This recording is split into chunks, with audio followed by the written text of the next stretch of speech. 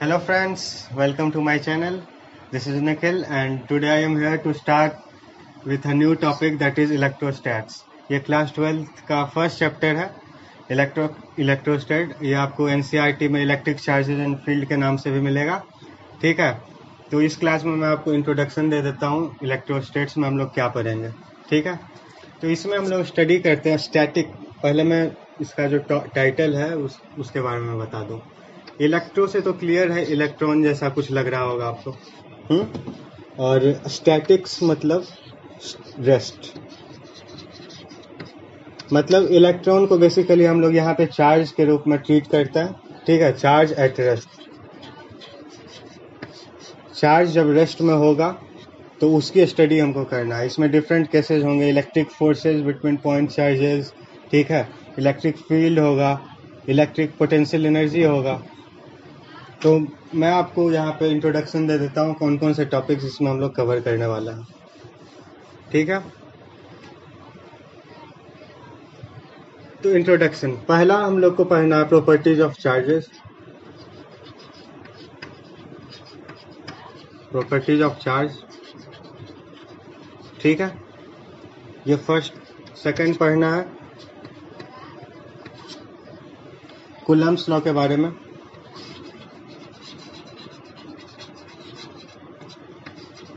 इसमें हम लोग इलेक्ट्रोस्टैटिक्स फोर्स के बारे में भी बात करेंगे, फोर्स के बारे में। ठीक है, और तीसरा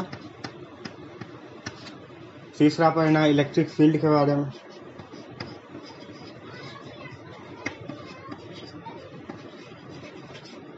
and the fourth one is electrostatic potential और इलेक्ट्रिक पोटेंशियल।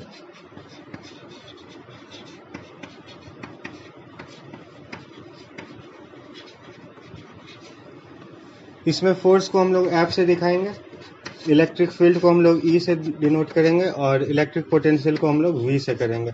और फिफ्थ हम लोग पढ़ेंगे electric potential energy. Electric potential energy, इसको हम लोग यू से दिखाएंगे। और सिक्स्थ, इसके आगे हम लोग पढ़ेंगे इलेक्ट्रिक फ्लक्स। निश्चित रूप से कुछ नाम आपको फर्स्ट टाइम सुनने को लग रहा होगा, जैसे इलेक्ट्रिक फ्लक्स हो गया, सब कुछ मैं डिस्कस करूंगा आगे। ठीक है, कूलम्ब्स लॉ भी नया ही होगा आप लोगों के लिए। प्रॉपर्टीज ऑफ चार्ज, ये सब तो आप लोग 10th से ही पढ़ते आ रहे हैं। और सेवंथ, इसके बाद इलेक्ट्रिक डाइपोल के बारे में पढ़ना, डाइपोल। और आगे गॉस लॉ भी पढ़ना है। तो ये जो मैं लेक्चर बनाने जा रहा हूँ ये बिल्कुल बोर्ड पर बेस्ड होगा, board examination, whether it is CBSE और any state board like Bihar board, UP board, Jharkhand board. Okay, तो ये बोर्ड ओरिएंटेड लेक्चर्स होने वाला है। तो इसमें देखिए मैं आप लोगों को बता देता हूँ बोर्ड में क्वेश्चंस किस तरह से पूछा जाता है। अगर आप लोग चाहें तो इसको नोट कर सकते हैं। मैं अभी बता देता हूँ इलेक्ट्रोस्टैट्स हमारा पढ़ने का प्लानिंग क्या होने वाला है। ठीक है, मतलब चैप्टर तो आपको यूट्यूब पे मतलब बहुत सारे अवेलेबल हैं, बहुत टीचर्स ने इलेक्ट्रोस्टैट्स को पढ़ाया है, लेकिन किसी से भी आप पढ़ें सबको ही अच्छा ही पढ़ाता है। लेकिन मैं यहाँ पे पढ़ाऊँगा बोर्ड में जिससे निश्चित एकदम 90% चांस रहेगा कि इससे क्वेश्चंस आ ही जाएंगे। मतलब तरीका मेरा अलग हो सकता है लेकिन कंसेप्ट तो वही है। और कोशिश करूँगा मैं शॉर्ट लेक्चर्स खींचने की, क्योंकि ज़्यादा देर तक देखने की पेशेंस नहीं होती स्टूडेंट्स में, मेरा खुद का भी एक्सपीरियंस रहा है। तो इसमें देखिए बोर्ड में क्वेश्चंस किस तरह से आता है। 3 तरह के क्वेश्चंस हमें मिलेंगे। पहला theoretical, second one is numerical जिससे सबको डर लगता है, and third one is derivations. आप किसी भी बोर्ड में 70 मार्क्स का पेपर आएगा और 30 प्रैक्टिकल। तो 70 में ये डिवाइड इस तरह से होता है, कुछ थ्योरी में जैसे हम लोग मान सकते हैं 50% थ्योरेटिकल होता है। इसमें ग्राफ्स भी इंक्लूड हैं, ग्राफ हो गए और कंसेप्ट हो गए, यूनिट्स हो गए। ठीक है, तो थ्योरेटिकल में 50% है और न्यूमेरिकल जिसमें फॉर्मूला बेस्ड क्वेश्चंस रहते हैं, इजी से न्यूमेरिकल, जिससे डर लगता है, लेकिन मैं आप लोगों को इस तरह से पढ़ाऊंगा कि न्यूमेरिकल का डर पूरी तरह से खत्म हो जाए। तो न्यूमेरिकल पार्ट भी हमारा 30% रहता है, 30 to 35, एंड 15% डेरिवेशंस होता है। डेरिवेशंस होता है मतलब कोई फॉर्मूला किस तरह से आया, तो वो फिक्स है, मतलब डेरिवेशंस तो फिक्स होते हैं कि मतलब जैसे इलेक्ट्रोस्टेट्स है, तो इलेक्ट्रोस्टेट्स में 10 डेरिवेशंस होंगे, उसमें से 5-7 फिक्स है कि इसी 5-7 में से कोई आएगा। जैसे फिर ज्योमेट्रिकल ऑप्टिक्स है हमारा, उसमें भी फिक्स है। तो टीचर्स वही है कि करवाते हैं साथ साथ इलेक्ट्रोस्टैटिक्स के डेरिवेशंस, तो मैं वो नहीं करवाने जा रहा हूँ क्योंकि उसमें टाइम टेकिंग होगा, और ये तो मतलब तय है कि आपको फिर एग्जाम से 1-2 दिन पहले उसको याद करना ही पड़ेगा डेरिवेशन। मतलब ये एक्सपीरियंस मेरा रहा और बहुत सारे स्टूडेंट्स का भी, कि मतलब डेरिवेशंस तो लास्ट के टाइम पे ही करना प्रेफरेबल होगा, अभी मतलब करने का उसका कोई नीड नहीं है। तो मैं अपने लेक्चर्स में थ्योरी और न्यूमेरिकल कवर करूँगा, ठीक है। और डेरिवेशंस लास्ट के टाइम पे, ठीक है, डेरिवेशंस को लास्ट के टाइम के लिए रखता है। सो ऑलराइट गाइस, तो हम लोग आगे मूव करता है। यहाँ पे आप देख रहे होंगे मैंने लिखा है इलेक्ट्रिक चार्ज, ठीक है। इलेक्ट्रिक चार्ज आप लोग 10th से ही पढ़ते आ रहे हैं, और ये 2 तरह के होते हैं, positively charge particles and negative charge भी होता है और पॉजिटिव भी होता है। ऐसा यूनिट ऑफ चार्ज कूलम कहते हैं, इसको हम लोग C से डिनोट करते हैं, ठीक है। थ्योरी पार्ट में ज़्यादा मैं डेप्थ में नहीं जाऊँगा, क्योंकि आपको थ्योरी फिर एंड ऑफ द डे पे याद ही करना पड़ेगा एग्जाम से 1-2 दिन पहले, क्योंकि मैं कंसेप्ट बता देता हूँ जिससे आपको याद करने में भी आसानी होगी। बाकी इस तरह से थ्योरी पूछे नहीं जाते हैं कि चार्ज का डेफिनेशन बताओ, तो जिस तरह से मैं पढ़ा रहा हूँ बस आप पढ़ते जाइए, बाकी मेरे पे छोड़ दीजिए आप। ये पॉजिटिवली चार्ज पार्टिकल्स होते हैं और नेगेटिव भी, ठीक है। ऐसा यूनिट हमारे पास में कूलम, इसको हम लोग C से डिनोट करते हैं। चार्ज एंड इलेक्ट्रॉन, हम लोग इसमें इलेक्ट्रॉन और प्रोटॉन्स की बात करेंगे इस चैप्टर में ज़्यादा आते हैं। तो इलेक्ट्रॉन पे चार्ज हमारा -1.6 इंटू 10⁻⁻19 कूलम होता है, ठीक है। ये हमारे पास में मैग्नीट्यूड है 1.6 इंटू 10⁻⁻19, ये 10 पे पावर में है -19। और यहाँ पे चार्ज की कुछ प्रॉपर्टीज़ हैं, इसको भी हम लोग पढ़ लें, ठीक है, जो 9-10 से हम लोग पढ़ते आ रहे हैं। इट कैन बी एडेड और सब्ट्रैक्टेड, मतलब कोई चार्ज है जैसे -2, +4 और +7, किसी एक सिस्टम में मान लीजिए ये कोई चार्ज है, ठीक है। तो नेट चार्ज इस सिस्टम पे हमको पूछा जाएगा अगर, तो नेट चार्ज क्यू नेट मतलब नेट चार्ज, तो क्या होगा -2 प्लस में +4 +7, तो नेट चार्ज क्या हो गया, यहाँ से 2 और मतलब 9 कूलम का नेट चार्ज हम कह सकते हैं इस सिस्टम में, ठीक है। तो यहाँ पे इस सिस्टम में 9 कूलम का चार्ज हो गया। तो चार्ज को हम लोग ऐड भी कर सकते हैं, सब्ट्रैक्ट भी कर सकते हैं अकॉर्डिंगली। जैसे ये माइनस में है 2, तो ये तो सब्ट्रैक्ट हुआ होगा, ये दोनों जुड़ गए होंगे आपस में, तो यही हमारा चार्ज कैन बी एडेड और subtracted, okay. Now second point is it can be transferred, charge को ट्रांसफर भी किया जा सकता है एक से दूसरे बॉडी में। जैसे कोई एक एग्जांपल यहाँ पे मैं ले लूँ, ओके, थोड़ा सा रब कर देता हूँ। तो यहाँ पे हमारे पास में एक सिस्टम है, मान लीजिए ये कोई सिस्टम है, ठीक है, ये अनचार्ज है, इस पे चार्ज 0 है, Q = 0 है। यहाँ पे एक सिस्टम है, इस पे +Q चार्ज है मान लीजिए, ठीक है। अगर हम इन दोनों को कनेक्ट कर देते हैं किसी मेटेलिक वायर से या किसी कंडक्टर से, एनी कंडक्टर से, ठीक है, तो इसका जो चार्ज होगा +Q, ये इसमें ट्रांसफ़र होना शुरू हो जाएगा, यहाँ से इस मेटेलिक वायर या मेटेलिक कंडक्टर के थ्रू, एनी कंडक्टर के थ्रू इस पे फ्लो होना शुरू हो जाएगा। तो ये भी धीरे धीरे चार्ज इस पे भी फिल होना शुरू हो जाएगा, ठीक है। तो चार्ज कैन बी ट्रांसफर्ड, ये भी प्रॉपर्टी चार्ज की है हमारे पास में। Now charge is conservative in nature, मतलब चार्ज कंजर्वेटिव होता है, इट कांट बी क्रिएटेड और इट कांट बी डिस्ट्रॉयड। जो सिस्टम में पहले से मौजूद होगा चार्ज, हम उसकी बात कर रहे हैं। जैसे कोई एक सिस्टम फिर से हम ले लें, ठीक है, इसमें मान लीजिए हमारे पास में +9 कूलम है, +9 कूलम कोई चार्ज है, ठीक है। अब अगर हम यहाँ पे हीट करते हैं, यहाँ पे अगर हम हीट करते हैं, ठीक है, हीट करते हैं तो हीट यहाँ से एनर्जी मिली हमको, इस सिस्टम में, ठीक है, सिस्टम को एनर्जी मिली यहाँ पे, ठीक है जी। तो अब क्या होगा, यहाँ पे तो चार्ज कंजर्वेटिव इन नेचर लिख रहा है, ठीक है। तो ये जो 9 कूलम का चार्ज है, इस पे हम लोग हीट करेंगे या फिर कुछ भी पानी देंगे, मतलब अलग अलग, इसको अगर हम इसका टेम्परेचर चेंज कर देंगे, इसको हम लोग अगर वैक्यूम में जाकर रख देंगे, ठीक है, अलग अलग कंडीशंस, इस पे प्रेशर लगाएंगे कितना भी, तो ये चार्ज 9 कूलम का 9 कूलम भी रहने वाला है, ठीक है। तो it is conservative in nature, charge conservative होता है इस पे। सबसे इंपॉर्टेंट लास्ट प्रॉपर्टी हमारा 4th नंबर, इसको मैं रब कर देता हूँ, आप साथ में लिख सकते हैं या फिर स्क्रीनशॉट भी ले सकते हैं, लेकिन यहाँ पे तो मैंने रब कर दिया, आगे से मैं ध्यान दूंगा। तो ठीक है, फर्स्ट हो गया हमारा, सेकंड भी हो गया, थर्ड भी हो गया कंजर्वेटिव वाला। अब देखिए चौथा पॉइंट जो है हमारे पास में, it can be quantized, quantization of charge, ये थोड़ा इंपॉर्टेंट है हमारे लिए। क्यू से हम लोग, इसका फॉर्मूला क्या होता है, क्वांटाइज का मतलब बेसिकली होता है कि चार्ज हमारे पास में पैकेट्स के फॉर्म में प्रेजेंट रहता है। पैकेट्स जैसे ये है, पैकेट मान लीजिए अलग अलग तरह का, ठीक है। तो यहाँ पे मैंने 4 पैकेट्स बनाए हैं, मतलब हम कह सकते हैं यहाँ पे 4 चार्जेस हैं, 4 charges, number of charges is 4 है। सो क्लियरली आप लोग को दिख भी रहा होगा कि यहाँ पे मैंने 4 पैकेट्स बनाए, मतलब 4 अलग अलग तरह के, मतलब सेपरेट है, ये चारों चार्ज अलग अलग है, ठीक है। तो क्वांटाइजेशन का यही मतलब कि चार्ज जो है हमारे पास में वो इंटीग्रल मल्टीपल्स में प्रेजेंट होता है किसी भी सिस्टम में। मतलब ऐसा नहीं किसी सिस्टम में 4.5 कूलम का चार्ज होगा, 4.5 कूलम का चार्ज होगा, लेकिन 4.5 नंबर ऑफ चार्ज होगा। जैसे मैं यहाँ पे एक बना दूं बॉक्स को, मैं पूछूं इसमें कितना चार्ज है, चार्ज का मैग्नीट्यूड वो अलग चीज़ है, मैं यहाँ पे नंबर ऑफ चार्जेस की बात कर रहा हूँ। तो यहाँ पे मान लीजिए नंबर ऑफ चार्जेस जो भी होगा वो NE के फॉर्म में होगा।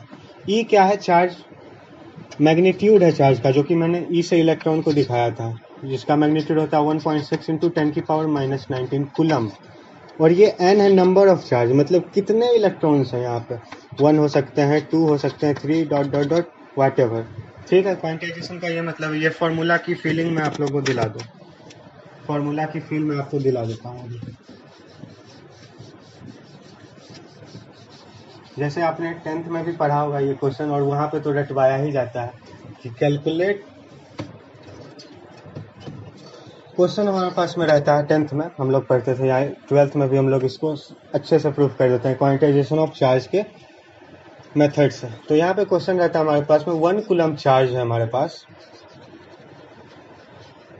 Calculate number of charge in 1 coulomb, calculate number of electron या number of, okay, 1 coulomb charge में हमारे पास में कितने इलेक्ट्रॉन्स होते हैं present, number of electrons present in 1 coulomb charge हमको निकालना है। तो हमारे पास में अभी हमने एक ही फॉर्मूला पढ़ा है, ठीक है, एक फॉर्मूला हमने क्या पढ़ा है, Q is equals to NE। E हमारे पास में क्या है, मैग्नीट्यूड ऑफ इलेक्ट्रॉन, Q हमारे पास में चार्ज है जिसकी यूनिट कूलम होती है, N क्या है, नंबर ऑफ इलेक्ट्रॉन, ठीक है, हमें निकालना भी है नंबर ऑफ इलेक्ट्रॉन ही। तो यहाँ पे क्या हो जाएगा, N is equals to Q by E। Q की वैल्यू हमारे पास 1 कूलम दी हुई है, चार्ज हमेशा कूलम, ऐसा यूनिट जहाँ भी होगा वहाँ हम समझ जाएंगे कि चार्ज की बात हो रही है। तो N is equals to Q upon E। तो Q हमारे पास में 1 है और E कितना, 1 कूलम है, ठीक है, 1 कूलम। और कोई नंबर जैसे 1 2 3, इसकी कोई यूनिट नहीं होती, यूनिटलेस होता है, तो 1 कूलम हमने लिखा। और इलेक्ट्रॉन पे चार्ज कितना होता है वो भी हम लिख देते हैं, 1.6 इंटू 10⁻⁻19। अब क्योंकि नंबर ऑफ इलेक्ट्रॉन निकालना या नंबर ऑफ चार्ज, तो यहाँ पे हम इलेक्ट्रॉन को माइनस में नहीं लेते हैं, क्योंकि नंबर्स जो है माइनस में नहीं हो सकता। किसी भी सिस्टम में कोई चार्ज होगा 1 2 3 चार्ज, तो वो पता चलेगा आपको 1 चार्ज है या 2 है 3 है 4 है, वो -1 नहीं हो सकता है उसका, ठीक है, आप समझ रहे होंगे। नंबर जैसे 2 आदमी है, मैं कहीं बोलूँगा किसी एक रूम में 2 आदमी हैं, तो वो 2 आदमी होंगे, -2 कभी नहीं हो सकता है, या फ्रैक्शन में कभी नहीं हो सकता है, मतलब किसी भी लोग का नंबर फ्रैक्शन में नहीं हो सकता। इसीलिए यहाँ पे Q इक्वल्स टू NE, हमेशा N इंटीजर होगा हमारा, weather it is 1 2 3 4 and what ever. तो Q इक्वल्स टू NE पे हम लोग लिख सकते हैं 1 कूलम, और चार्ज ऑन इलेक्ट्रॉन क्या होता है, इतना कूलम। 1.6 into 10⁻⁻19 coulomb. कूलम से कूलम यूनिट कट जाएगा, मतलब नंबर का मैंने बताया कि कोई यूनिट नहीं होता, तो यहाँ पे हमारे पास में नंबर जनरेट हो जाएगा 1/1.6 इंटू 10⁻⁻19। इतना इलेक्ट्रॉन हमारे पास में होगा, नंबर ऑफ इलेक्ट्रॉन। ठीक है, अब इसको हम आगे भी सॉल्व कर सकते हैं, जैसे कि 10⁻⁻19 डिनोमिनेटर में, तो ये ऊपर चला जाएगा तो क्या होगा, n इज टू हम क्या लिख सकेंगे 10⁻19 अपॉन 1.6। ठीक है, फिर यहाँ से पॉइंट हटाएंगे, 0 ऊपर जाएगा तो ये 20 हो जाएगा। ठीक है, अब 16 को हम लोग डिवाइड करेंगे, डिवाइड करना है तो इसका अलग अलग टेक्निक होता है, वो तो जिसकी जैसे कैलकुलेशन है। मैं यहाँ पे अलग तरह से कैलकुलेट करके आपको दिखाता हूँ कि जल्दी से हो जाए कैलकुलेट करना। तो 16 है नीचे, ऊपर में 10⁻20 है, तो इसको मैं 100 लिख देता हूँ और इंटू 10⁻18 लिख सकता हूँ। तो ये 4 से 4 टाइम्स जाएगा और ये 25 टाइम्स जाएगा। यहाँ से फिर 2 0 हटाओ, यहाँ 16 कर देते हैं और यहाँ पे 100, फिर से 4 से 25 टाइम्स, 25 इंटू 25 कितना 625 इंटू 10⁻16। अब इसको पॉइंट के फॉर्म में कर देते हैं, मतलब 6.25 इंटू 10⁻18 हो जाएगा। अब ये कैसे हुआ, ये आप लोग दिमाग खुद से लगाइएगा। मतलब मैं यहाँ पे सभी बच्चों का अलग अलग हो सकता है IQ लेवल, तो मतलब जितना आप खुद से दिमाग लगाओगे, बहुत लोग को आता भी होगा, लगेगा आप लोगों को क्या ये बच्चा वाला चीज़ बता रहा है, लेकिन नहीं, यहाँ पे मुझे सबको लेके चलना है। बहुत सारे बच्चे देख रहे हैं और अभी मुझे उतना एक्सपीरियंस नहीं हुआ है कि किस तरह के ऑडियंस है हमारे चैनल पे। ठीक है, तो मैं सबको लेके चलूँगा और कुछ कमियां जो भी आपको दिखेगी आप कमेंट में बता सकते हैं, मैं उसे इम्प्रूव करने की कोशिश करूँगा। तो ये नंबर ऑफ इलेक्ट्रॉन हमारे पास में मिल जाएगा। तो यहाँ पे हमारा प्रॉपर्टीज ऑफ चार्ज या इलेक्ट्रिक चार्ज के बारे में हमने पढ़ा। अगला टॉपिक अब हमारे पास में आता है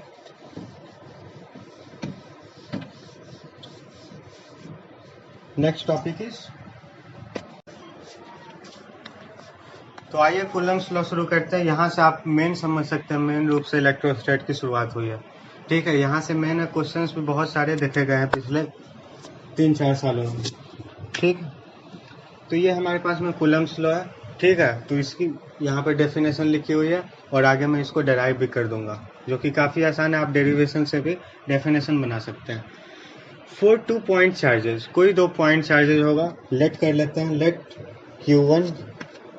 Q1 एंड Q2 भी हमारे Q1 एंड Q2 भी आवर पॉइंट चार्जेस। Q1 और Q2 पॉइंट चार्जेस है हमारे पास में, मैंने लेट किया है, लेट पॉइंट चार्जेस।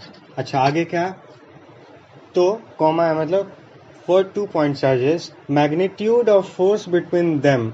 अब Q1 Q2 है, अगर ये लाइक चार्जेस होंगे, प्लस प्लस या माइनस माइनस होंगे, तो ये रिपल्सन होगा, रिपल्सन फोर्स लगेगा इन पे। अगर एक प्लस है हमारे पास में, मान लीजिए ये प्लस है ये माइनस है, तो फोर्स ऑफ अट्रैक्शन लगेगा। ठीक है, तो वही यहाँ पे बता रहा है कि मैग्नीट्यूड ऑफ फोर्स, मैग्नीट्यूड यहाँ पे बताया जा रहा है। Magnitude, it doesn't mean that charge force is repulsive और attractive. Okay, it is just saying that magnitude of force, मतलब फोर्स का क्या मैग्नीट्यूड होगा, वहाँ हम अट्रैक्शन और रिपल्सन की बात नहीं कर रहे हैं।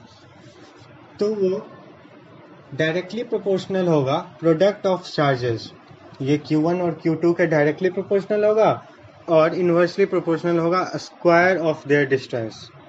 अब यहाँ पे हम इसको इलस्ट्रेट करते हैं। आप पहले इतने का स्क्रीनशॉट ले लीजिए, मैं रब कर रहा हूँ। अब यहाँ पे डेरिवेशन इसका, मैंने 2 चार्ज लिया Q1 और Q2, मैग्नीट्यूड अभी मान लेते हैं दोनों का सेम है, मान लीजिए दोनों प्लस चार्ज ही होगा, लेट कर लेता है। इन दोनों के बीच का डिस्टेंस, एक बात ध्यान रखने वाली है कि Coulomb's law valid only for applicable only for point charges. Point charges के लिए ये कूलम्स लॉ एप्लीकेबल है। यहाँ पे हमने 2 पॉइंट चार्जेस लिए हैं Q1 एंड Q2, इनके बीच का डिफरेंस हम लोग मान लेते हैं R, स्मॉल r। तो according to coulomb's law, according to this law, according to law क्या है, F is directly proportional to product of charges. इन दोनों चार्ज की बात हम कर रहे हैं Q1 और Q2, तो इसको हम लोग इक्वेशन 1 मान लेते हैं। और सेकंड क्या कहा कि force is inversely proportional to square of distance between them, मतलब इन दोनों के बीच का डिस्टेंस r है तो उसके स्क्वायर के इन्वर्सली प्रोपोर्शनल होगा। इसको हम लोग सेकेंड इक्वेशन मान लेते हैं। फ्रॉम इक्वेशन 1 एंड 2 हम लिख सकते हैं कि f is directly proportional to q1 q2 upon r square. ठीक है, अब साइंस में या मैथ में कहीं भी प्रोपोर्शनलिटी का साइन हटाने के लिए हमें एक कांस्टेंट लेना पड़ता है। कांस्टेंट कोई भी हो सकता है, A B C D E X Y Z, any constant. तो यहाँ पे बुक्स में हमें के देखने को मिलता है। ठीक है, तो हम लोग के लेंगे। सो एफ इज इक्वल्स टू, हम प्रोपोर्शनलिटी हटाए तो के को हम कांस्टेंट लिए, के इंटू और जैसा का तैसा इसको नीचे लिख देंगे, के into Q1 Q2 upon R square. तो ये हमारे पास में फॉर्मूला बन गया। इसको मैं अच्छे से इधर लिख देता हूँ। एफ इज इक्वल्स टू के Q1 Q2 upon R square. Okay, this is our formula for force between any two charges. तो हमारे पास क्वेश्चन में दो चार्ज दिया रहेगा, पॉइंट चार्ज, उसका मैग्नीट्यूड कुछ भी 3 कूलम 4 कूलम 5 कूलम और उसके बीच का डिस्टेंस दिया रहेगा और कहा जाएगा फोर्स की वैल्यू निकालो। तो फोर्स की मैग्नीट्यूड क्या होगी, Q1 और Q2 को हम लोग मल्टीप्लाई करेंगे अपॉन R स्क्वायर। और ये K क्या है, K की वैल्यू हमारे पास में होती है 1/4 पाई एप्सिलॉन नॉट। ठीक है, एप्सिलॉन यहाँ पे 1/4 पाई तो एक नंबर है जो आप पढ़ते आ रहे होंगे शुरू से। एप्सिलॉन नॉट आपके लिए नया है, तो इसकी वैल्यू होती है, इसको साइंस में कांस्टेंट कहा जाता है, मतलब परमिटिविटी ऑफ फ्री स्पेस या वैक्यूम। तो इसकी कुछ मैग्नीट्यूड होती है 6 पॉइंट समथिंग। ठीक है, तो ये जानने की जरूरत नहीं है, आगे मैं बता दूंगा। अभी फिलहाल ये पूरा के की मैग्नीट्यूड हमको चाहिए, के जिसको हम 1/4 पाई एप्सिलॉन नॉट लिखते हैं। तो के की वैल्यू होती है 9 इंटू 10 की पावर 9। ठीक है, के की वैल्यू जिसको हम लोग 1/4 पाई एप्सिलॉन नॉट करता है। ठीक है, ये के की वैल्यू हमारे पास हो गई और न्यूमेरिकल बनाने में काफ़ी हेल्प करेगी हमें ये।